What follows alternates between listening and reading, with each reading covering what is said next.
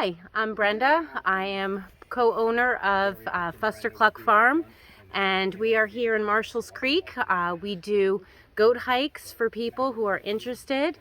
Any age can come. The entire hike takes about an hour to an hour and a half. It's very kid-friendly, adult-friendly. It's a really good time, so come on down and do a goat hike. Oh, thank you very much. You're welcome.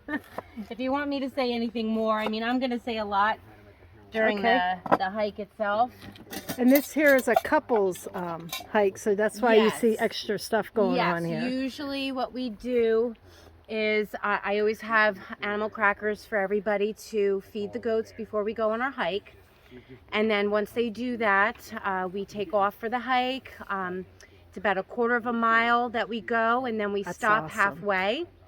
The halfway point is a perfect place for you to take your pictures, your selfies. We have benches, everybody sits in a circle, so you let the goats jump up next to you, you can get your selfie in. It's a lot of fun. So we take a lot of time there, and then once everybody's had enough time with the goats and get their snuggles in, then we go on the last leg of the hike, which is basically another quarter of a mile. Oh, wow. There's a few hills. You know, anyone with major mobility issues might want to, either have some help. Can't have strollers, but I've had kids as young as 2 do the hike with no problem. We go nice and slow. We pace ourselves, but it's a really good time. It's a good way for people to kind of see goats in their natural environment, not behind a fence so much. You get to see them really up close and personal. Each one of them have wonderful personalities. They have, distinctive personalities, each of them, and it's just a lot of fun. Great time to come. Also, come late spring, early summer. That's when the babies are born. Awesome. The type of goats that we have are Nigerian miniature dwarf. We also have a couple of fainting goats, which sometimes surprise us and faint on one of the hikes. Oh, they are so cute. Yep. So we have about 20 or 30 babies that are born each year. So that's a great time to come out. I'm always looking for volunteers that want to just come and do some goat snuggling. That really helps us very much in getting them socialized.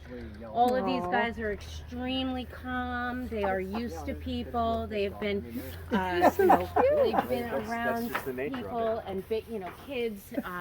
Very friendly. Quite a bit. Very friendly. Love to hug. Love to snuggle. Hello, guys. Give me a kiss. That's Penny. Right now we have 5 mamas that are pregnant. Oh, wow. So our first one that's due right here, you can tell she's getting a little big. She'll be due the end of April. This is Penny. She's one of our best milkers. Aww. One of the reasons that we decided on Nigerian dwarf was because they have a very high fat content in their milk. So we do milk them after their babies are weaned from them. It's great for making goat cheese and yogurt and ice cream. So that's a bonus, besides having them as just a complete, a wonderful addition to your life. So anyone who wants to come down and check them out, I'm open all year round. This is our very first season.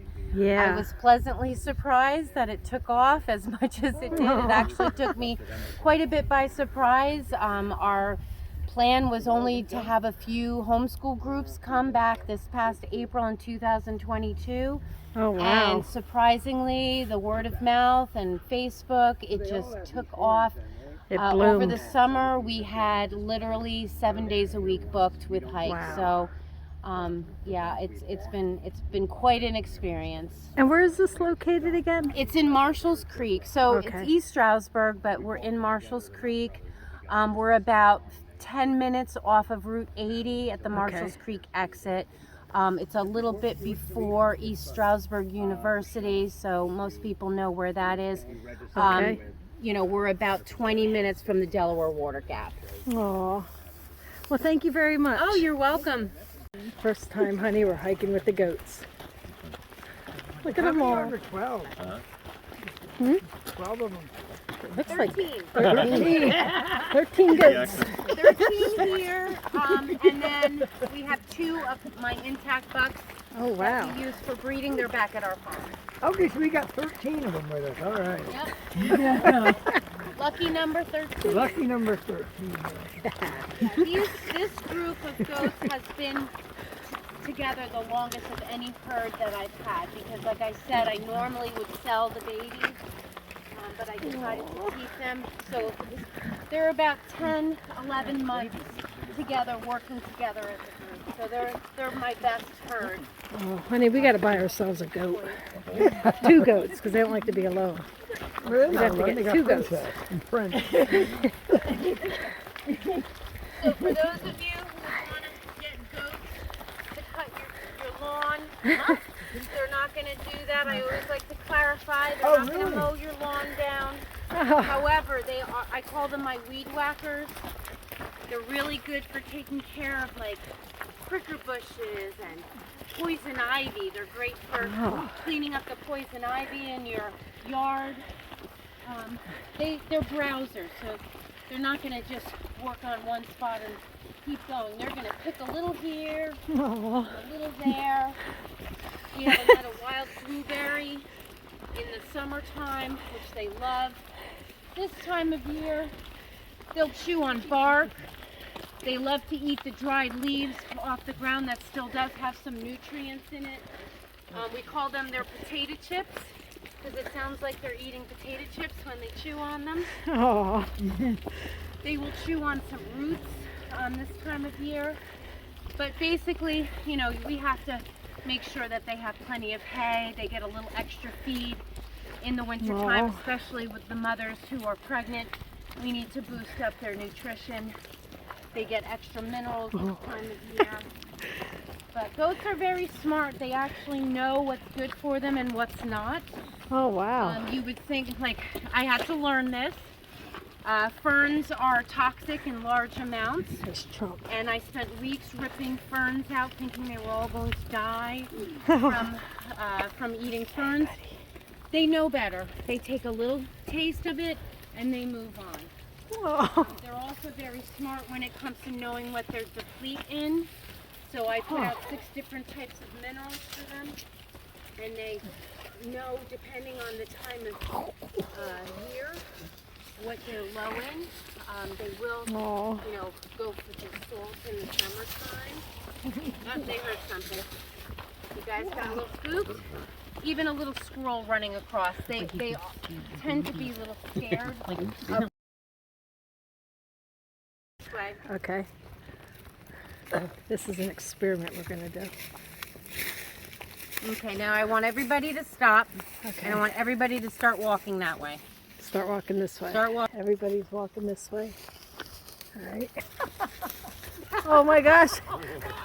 They're coming this way now. So basically, they're a herd animal. You guys are part of the herd. Oh. They're not going to leave you alone. Now, if you guys were to walk really far away and I stayed here at some point and they realized I was behind, they would do what they did before and they would cry for me to follow. So it's strength in numbers. They want to stay with the biggest group possible. No, that makes sense. So They're again, smart. I'd like to say I do something magical. I really don't. That's great. I think. Animals are smart. Oh, look. Oh, I got those. Did you get that on camera? Yeah, but I don't want them hurting each other. No, that's cool. That's Mark and Vinny, Yeah. our 2 boys. So as you can see, they don't really try to hurt each other. It's more of a playfulness. Aw. Yeah. Okay. Wow. Cool. Don't mind me. Stopping for a snack. Oh boy. So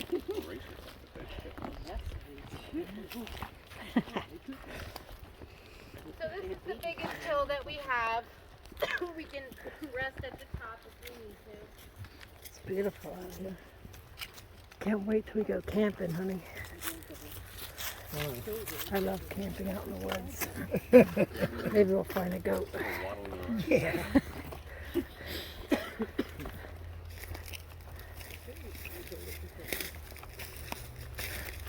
This one's eating the tree. Is the tree good? Come on, buddy. He likes the tree. They're better behaved than my dog. My Yeah, will my take dog off. too. Yeah, our dog's bad. These I do goats. have a couple that I trained on a leash. They don't care for the halter. One of my Aw. bucks back at the farm, he's great on a halter. He walks, he doesn't try to pull or anything. But it takes a lot of time. This guy, I started to train him on a halter too. I do like to bring them to local nursing homes to kind of do some pet therapy with them. So it's helpful if you can get them on a leash to do that. But they don't care for it, so you really have to take a lot of time working with them.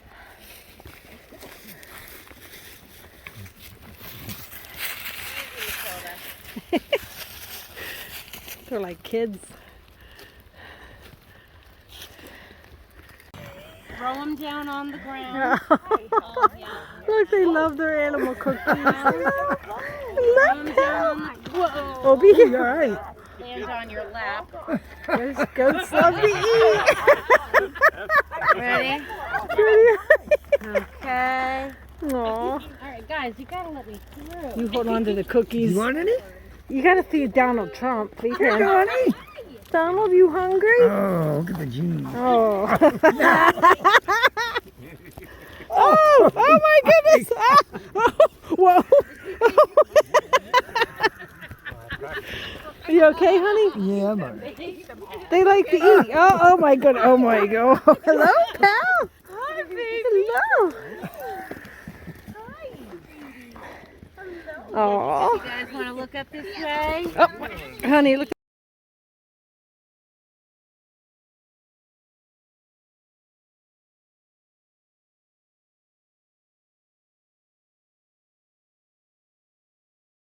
But if you notice, like the younger ones, nice and soft. Their eyes are nice and bright. If you check underneath their eyelid, it should be pink to red. That's a good sign of health. And their That's your phone. tails should be up. Unless they're cold, their tails shouldn't be down. If their tails are all the way down, tucked between their legs, that's a good sign that something's going on, and then you want to investigate a little bit more.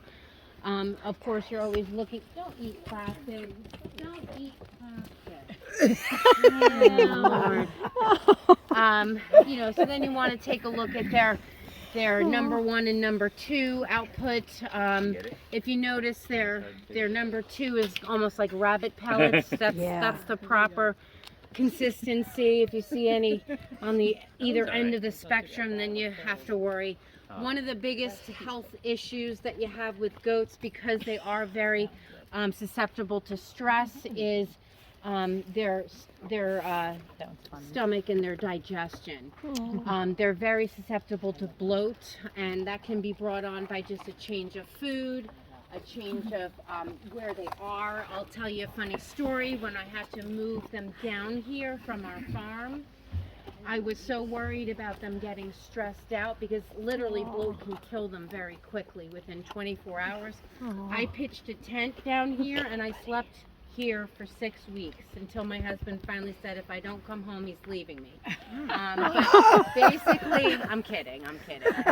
He'd come every night. We'd have dinner over the fire. It was a lot of fun. But that's one of the things that you have to be very. That's just bark. She's okay. Hi, buddy. Hey, it's my favorite goat. It's my favorite goat. You're my favorite goat. Yes, you are. You're my favorite goat. I love you. I love you. Yes, I do. I love you. You're a good goat. Will come back up. They will chew their cud just like a cow, and then they'll swallow it again. Sometimes a couple of times. That process will happen until it's digestible, until they can absorb and eliminate. We don't have to worry about I love ticks. you. One thing I love you, I Miss. learned also Yeah, you're a is good they're girl. not susceptible to tick-borne Good girl. illnesses. Good girl. Tick-borne illnesses, which is great. once in a while they'll get a tick stuck to them, but they like to rub on the fences and they'll just knock them off, or I'll pull them off. No, you can't have any more. You're gonna have no appetite for your dinner. I know. What else? They like to be brushed, but you really don't have a lot of maintenance except for the my fainters. Her hair, when it's fully grown out, will go all the way to the ground. We do trim them, shave them down in the summertime because it gets a little hot once it's, up to 90 degrees. That's gross. Stop it. They're not being very ladylike right now. I was going to say, trust me, that's, so that behavior, that's actually, they don't have an intact buck near them right now. So you see how her lip is coming up? She's actually smelling the air. And when they don't have a buck near them, sometimes they will act like a buck. I say they're a little confused about their gender, a lot of that going around. But, a buck will have different ways of trying to attract them. They make tongue flapping noises, and they stink to high heaven. They have a very strong pheromone. But what you saw there was a buck behavior. And sometimes I have more masculine females, some of them, and she's one of them. She tends to act like that once in a while, especially when heat is coming on. I won't tell you all the details of what some of the males do. You can look that up on YouTube. It's a little off color. I usually leave that to your own imagination. Yes. There's some gross stuff. So, what else can I tell you? It's beautiful What they eat besides foraging and a quality hay. We give them a mixture of an organic goat pellet. They get alfalfa. They get sunflower seeds. Sunflower seeds are very good for their coat, makes them nice and shiny. They get beetroot. Depending on the time of year, sometimes we'll add more or less to that. And then they, like I said, they get 6 different types of minerals. They seem to know, like in the summertime, they'll go for the salt. Or if they're pregnant, they're going to go for the selenium. We do have to give them an injection of selenium right before mamas give birth to keep, because they can get something called floppy baby syndrome if they're low in selenium. My first year, did I go over this before? Sometimes I get confused. Okay, so our first year we bred, I did not know that, and we had 2 bucks that were literally the size of the palm of my hand. That's how small they were. Now, one didn't make it, sadly. It's the only one we've lost in all the years we've been breeding. My Rocky, we call him Rocky because he was a survivor. Vet didn't think he was going to make it, but I was determined. We had to put a tube down into his stomach, feed him that way. Then once he was strong enough, he took a bottle. He literally lived in my house for 4 months, sleeping between my husband and I with a little diaper on. Like I said, this was a midlife crisis for me, so I was all about diapering goats. I was fine with that. I don't have grandbabies yet, so, it is a bit of an illness for me, but, luckily, he survived. He's had over 30 offspring now, and he's my fave. This is poking over 5,000 square feet. It's really nice for large groups. It accommodates easily 20 people. Wow. It's very spacious inside. There's a hot tub in the back. If you've come on a goat hike, you can get special booking privileges. So let me know, even if it's a year from now, 2 years from now, you want to get a bunch of your family or friends together, send me a message and I will give you the contact information of the owner, and he's happy to book separate from Airbnb. It'll save you about $300. If you have about 20 people, the average price per night is $50 per person per night. So it's pretty reasonable when you have a large group. We've done events here, small weddings. Planned this year is he's putting in an in-ground pool and renovating the barn, and that will be more living space with like bar and pool table, and then some more sleeping arrangements upstairs. So if you guys want to all kind of find a spot on the step, I'm gonna, you guys get in place, and then